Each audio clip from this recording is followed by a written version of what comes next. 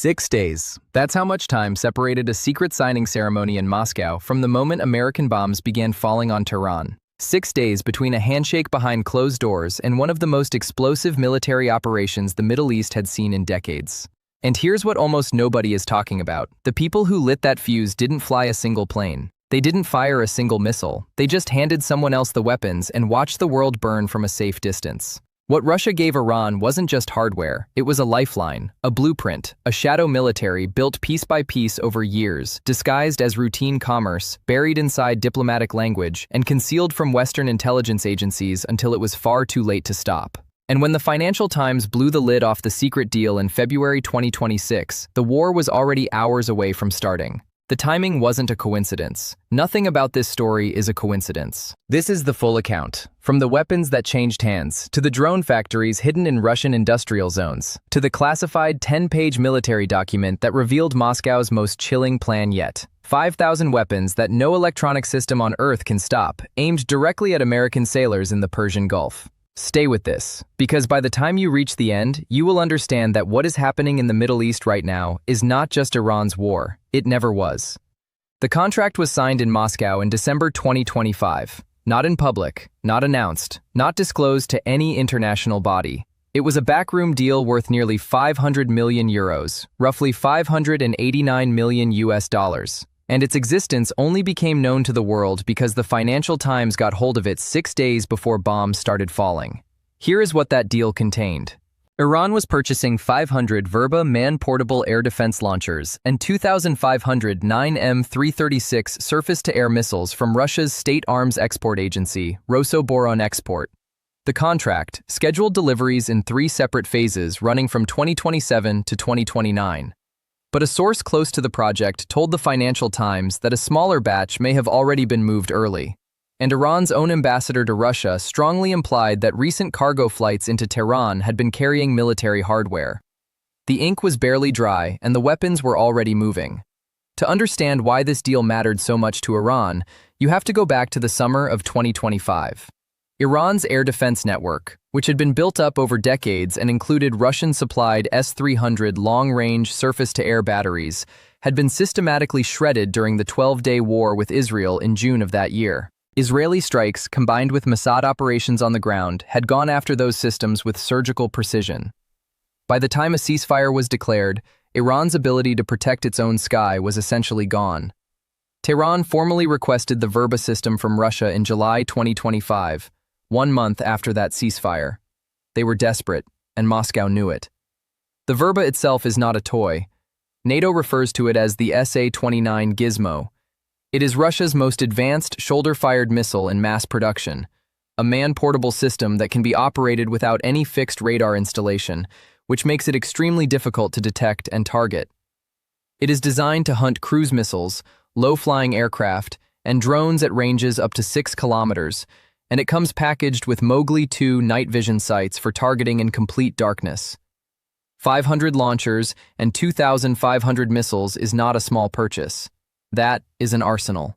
And Russia sold it to a country that was, at that exact moment, sitting across a negotiating table with the United States over its nuclear program. The world found out about this deal on February 22, 2026. 6 days later, the war began. But to understand how deep this rabbit hole actually goes, you have to start much earlier than December 2025. You have to go back to the moment Iran was forced to its knees, and exactly who handed it away back up. The morning of June 13, 2025, was supposed to look like any other day in Tehran. It was not. Within the first few hours of what became known as the 12-day war, Israeli intelligence and special forces executed 2 simultaneous operations that intelligence analysts are still trying to fully process. Operation Red Wedding and Operation Narnia, running in parallel, killed 30 Iranian generals in a matter of minutes. 9 of Iran's leading nuclear scientists were eliminated in the same window. The Mossad had spent years smuggling precision weapons into Iran and had quietly established a covert drone base on Iranian soil, close to Tehran.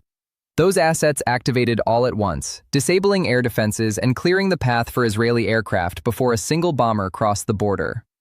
Israel's air power could reach Iran's nuclear sites. What it could not do alone was destroy what lay beneath a mountain. The Fordo uranium enrichment plant, home to Iran's most advanced centrifuges, capable of enriching uranium to weapons-grade levels, sat buried so deep underground that conventional munitions were useless against it. That problem required American involvement, and on June 22, 2025, it got it. 7 B-2 Spirit stealth bombers departed Whiteman Air Force Base in Missouri and flew for 18 consecutive hours. They refueled mid-air 3 times. They entered Iranian airspace preceded by F-35 and F-22 fighters tasked with drawing out any remaining surface-to-air defenses. Defenses that by then had already been picked apart by Israeli strikes. No Iranian defensive fire was detected. The B-2s dropped 14 GBU-57AB massive ordnance penetrators, the largest non-nuclear bombs in the American arsenal, directly onto Fordo, Natanz, and the Isfahan Nuclear Technology Center. A submarine simultaneously launched Tomahawk cruise missiles. The operation had a name, Midnight Hammer. President Trump declared the sites totally obliterated. Iranian officials said the damage was less severe. The truth sat somewhere complicated in the middle.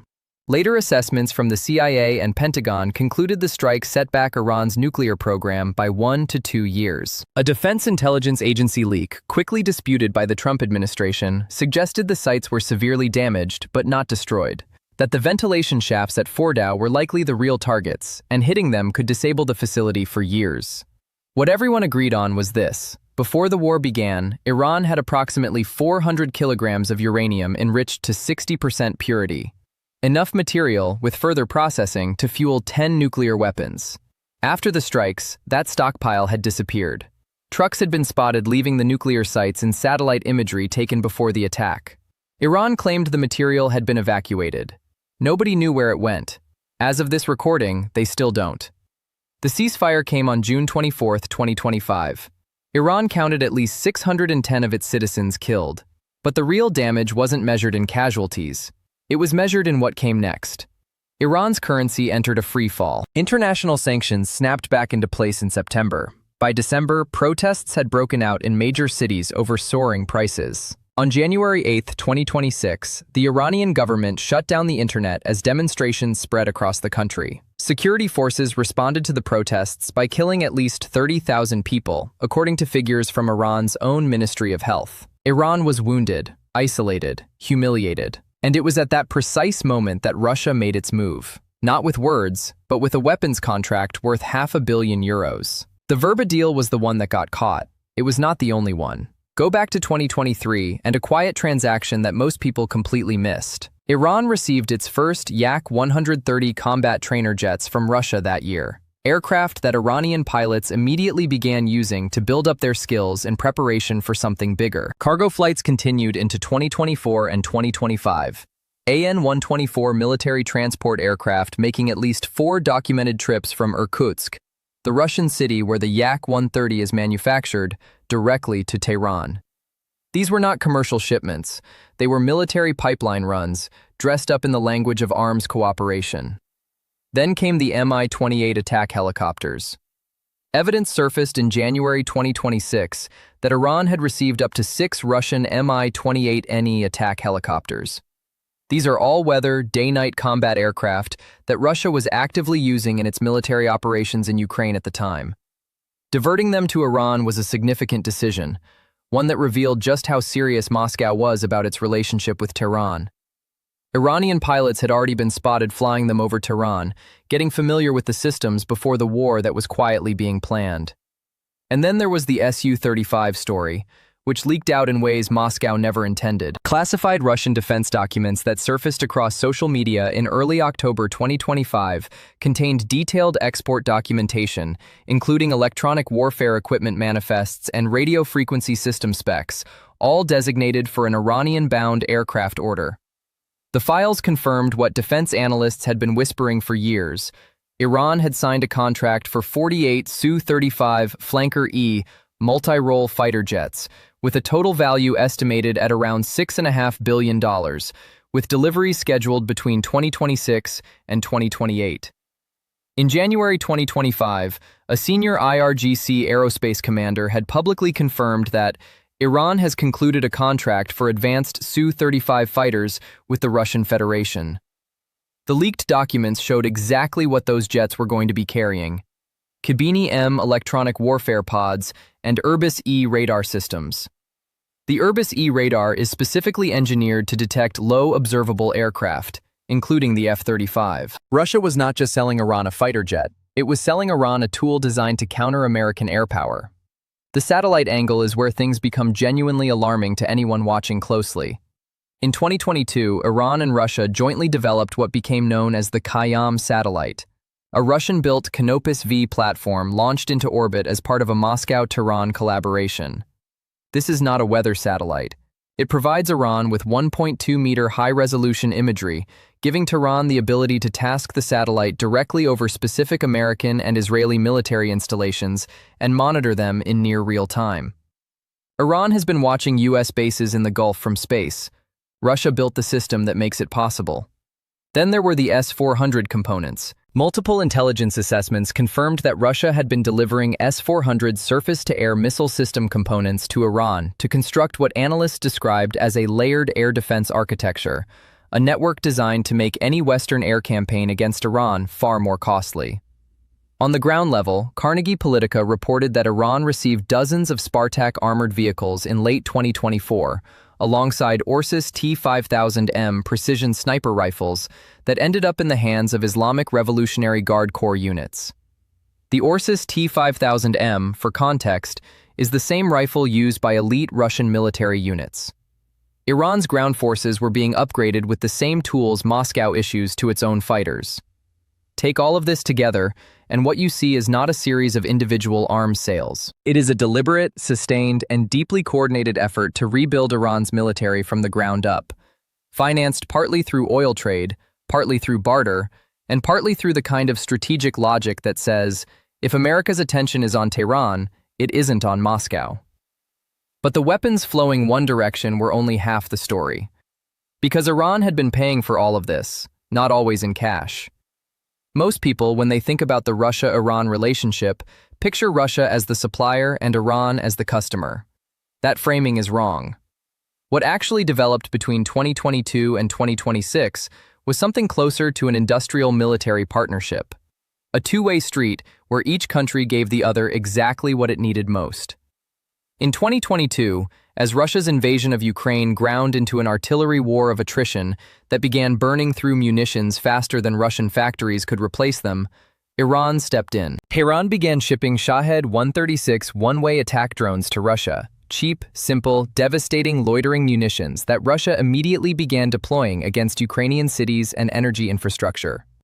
These were not weapons designed for the battlefield. They were designed to fly hundreds of kilometers and detonate on apartment blocks, power stations, and water treatment facilities in the dead of winter.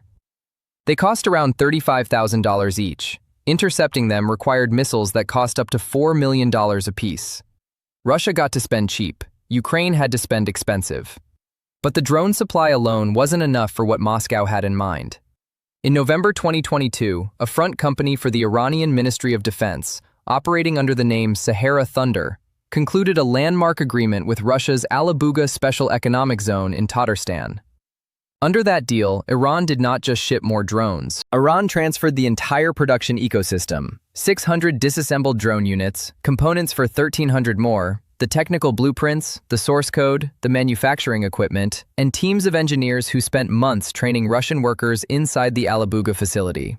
Iran handed Russia the keys to its own drone factory. The results were staggering. By 2025, the Alabuga facility and a second Russian production site were churning out an estimated 2,700 Shahed-style drones every single month. The weekly average of drone attacks on Ukraine, which had sat at around 75 per week before 2024, exploded to 903 per week by late 2025. In the span of 2 years, Iran's knowledge had been transformed into a Russian production line that was devastating Ukrainian infrastructure on a nightly basis. In 2024, Iran also sent Russia artillery ammunition and close-range ballistic missiles. The relationship had moved well beyond a standard arms deal and into something with no real precedent in modern history.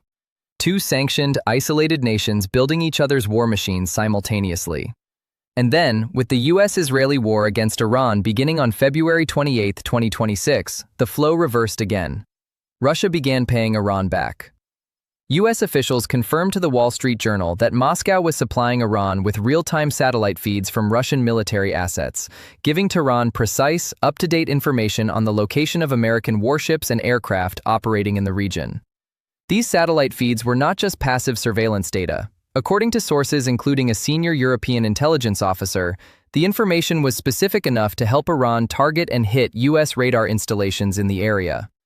Russia was, in effect, serving as Iran's intelligence service during the opening phases of a shooting war between Iran and the United States. Beyond the satellite imagery, Russia was also sharing its operational experience. Russian military advisors were guiding Iranian forces on how to best deploy drone swarms, specifically, how to launch large numbers of drones simultaneously to overwhelm air defense systems through sheer volume. The Shahed drone, which Iranian engineers had originally designed, had by this point been upgraded and modified through years of Russian battlefield testing in Ukraine. Russia was now teaching Iran how to use the upgraded version of Iran's own weapon. The circle was complete. Zelensky said it plainly in March 2026. Of course, all the experience Russia gained during the war against Ukraine is being passed on to Iran. What had been tested on Ukrainian cities was now being applied against American bases, Gulf state infrastructure, and the waterways that carry 20 million barrels of oil per day to the rest of the world. None of that, however, was the most alarming thing to come out in the spring of 2026. That came from a 10-page document that was never meant to see daylight. On May 8, 2026, The Economist published details from a confidential document it had obtained from a trusted source. The document was attributed to Russia's main intelligence directorate, the GRU, and what it described was unlike anything that had previously been confirmed in public about the Russia-Iran military relationship. The plan had three components. First, 5,000 short-range fiber-optic drones, similar in design to the systems Russia had been deploying with devastating effect against Ukrainian forces. Second, an unspecified number of longer-range drones equipped with satellite guidance technology, including the possible integration of Starlink terminals for navigation and communications. Third, a full structured training program to teach Iranian operators how to use both systems against American and allied military forces in the Persian Gulf. The fiber optic element is the part that stopped military analysts cold. Standard radio-controlled drones, including the Shaheds, the commercial FPV drones, almost every unmanned system in widespread use, can be disrupted by electronic warfare systems. You jam the radio signal. The drone loses contact with its operator and either crashes or flies blind. The United States military deploys electronic warfare at enormous scale. Jamming is one of its core defensive tools. But fiber optic drones do not use radio signals. They are connected to their operators through a physical cable, a spool of fiber optic wire that uncoils behind the drone as it flies. There is no radio signal to jam, no frequency to suppress, no electronic countermeasure that works against a physical wire. These drones are, for all practical purposes, unjammable by any system currently deployed in the field. Russia had already proven this in Ukraine. The GRU was now proposing to hand that capability to Iran and aim it directly at the U.S. Navy. The document contains 6 diagrams and a regional map. Those maps focused on Iranian coastal islands and waterways, specifically around Karg Island, which is the hub of Iran's oil export operations, and the Strait of Hormuz. One diagram detailed exactly how it would work in practice. Small teams of drone operators, trained by Russian specialists, positioned in concealed coastal locations between 15 and 30 kilometers from their targets. From those positions, swarms of 5 to 6 fiber optic drones would be launched simultaneously against U.S. amphibious landing ships. At its narrowest point, the Strait of Hormuz is roughly 30 kilometers wide. The proposed operational range of the fiber optic drones covered that entire gap. The plan also addressed a question that might seem mundane but carries enormous implications. Where do you find enough trained operators to run 5,000 drones? The GRU's answer was methodical. According to the document, approximately 10,000 Iranian students were enrolled at Russian universities at the time the plan was drafted. The proposal suggested identifying, vetting, and recruiting from that population, running background investigations and loyalty screenings before providing specialized instruction in drone operations, targeting procedures, and system maintenance. The plan also considered drawing operators from Tajik nationals and Syrian Alawites with ties to the former Assad government. people who had no obvious connection to Iran and who could move through the region without attracting immediate suspicion. The Starlink angle in the document deserves its own moment of attention. Russia had been using Starlink terminals on its long-range drones in Ukraine, piggybacking on the satellite network to provide real-time navigation and targeting data far behind enemy lines. In early 2026, Elon Musk had restricted Starlink access in Ukraine to a government-approved whitelist, effectively cutting Russia off from that capability in the Ukrainian theater. The GRU document noted something that American planners had perhaps not fully accounted for. No equivalent restriction existed in the Middle East. Starlink terminals in the Persian Gulf region remained fully accessible. The proposal framed this as a temporary window. The document acknowledged that access would eventually be shut down, but argued that the gap was wide enough to inflict what the GRU called disorder on American forces before that happened. Regional intelligence officials who reviewed reporting on the document described the plan as plausible. Investigator Christo Grozev, who has built a career tracking Russian intelligence operations, told The Economist the proposal aligned with other evidence of Russia-Iran military coordination he had seen.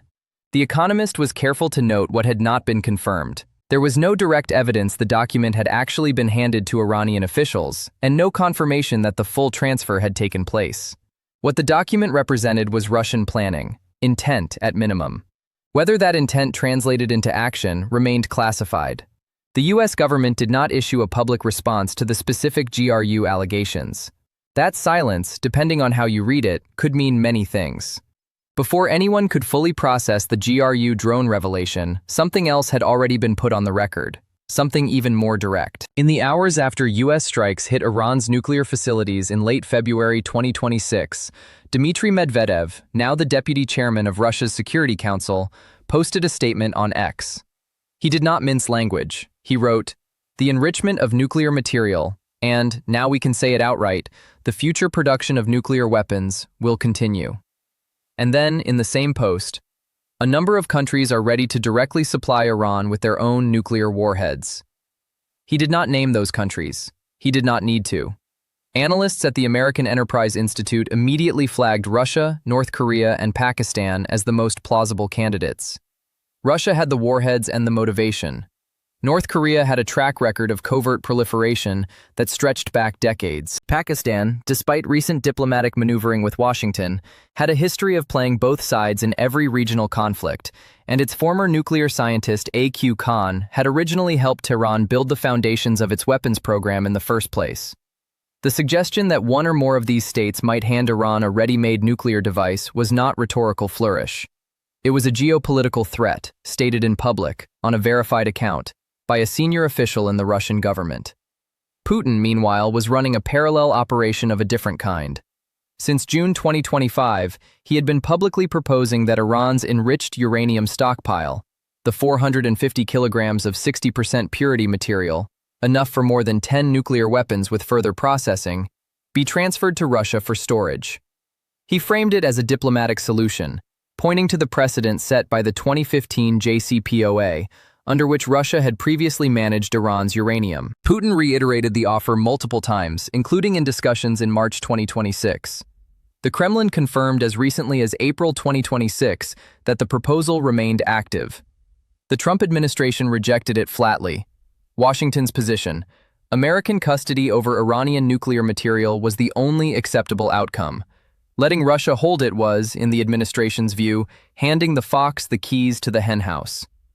What makes all of this most striking is what Russia was doing while simultaneously offering diplomatic solutions and threatening nuclear proliferation. Moscow was getting richer.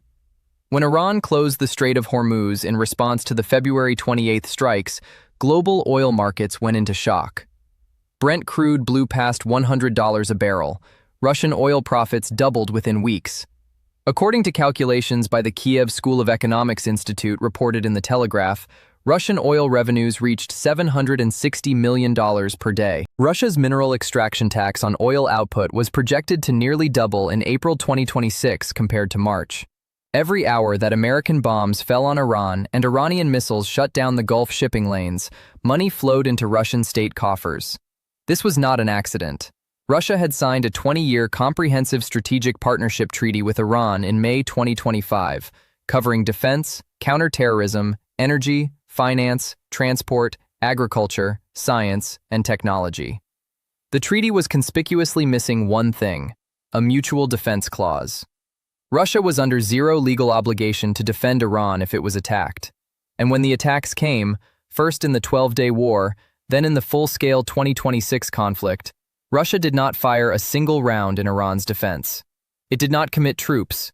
It did not engage in combat operations. What it did was arm Iran beforehand, feed it intelligence during the fighting, profit from the energy chaos the war created, and position itself as the indispensable mediator once everyone was exhausted enough to want the shooting to stop. Putin personally offered to mediate peace talks between Iran and Israel after the February strikes. The Kremlin presented itself as the responsible adult in the room, the neutral party with relationships on all sides. This from a government that had just signed a secret missile deal 6 days before the war ignited, that was feeding Iran satellite coordinates of U.S. warships, and whose military intelligence directorate had drafted a plan to flood the Persian Gulf with unjammable drones aimed at American sailors. The audacity of that position, when you lay it all out, is almost hard to process. There is a through line in all of this that gets lost when you focus only on individual weapons or individual deals. The connection runs straight from a drone factory in Tatarstan to a bombed-out enrichment plant in Fordo to a classified 10-page document about fiber optic wire and American ships. Russia and Iran did not become allies by accident, or by sentiment, or because they share a common ideology. They became allies because they share a common problem: the United States. Iran needed weapons it could not build fast enough. Russia needed a war economy that could outlast Western sanctions. Both countries needed each other's knowledge, their production capacity, their geographic position, and their willingness to operate outside the rules that govern the rest of the international system. What they built together over 4 years, beginning with the first Shahed drones crossing from Tehran to Moscow in 2022, is the most sophisticated military partnership between two sanctioned states in modern history. Iran gave Russia the drone technology that has been raining down on Ukrainian cities every night. Russia gave Iran the satellite eyes to watch U.S. military movements in the Gulf. Iran helped Russia build a factory that produces nearly 3,000 attack drones every month. Russia helped Iran acquire fighter jets engineered to kill American F-35s. The deal was not transactional, it was architectural. Each piece was designed to fit with the others, to create something neither country could have built alone. And when the bombs fell on Tehran and the Strait of Hormuz closed and oil prices spiked and the whole world was watching the Middle East, Russia sat back and collected the check. $760 million a day, every single day, paid for by a war it helped engineer, fought with weapons it supplied, powered by intelligence it provided, sustained by a partnership it built, and never once had to publicly acknowledge.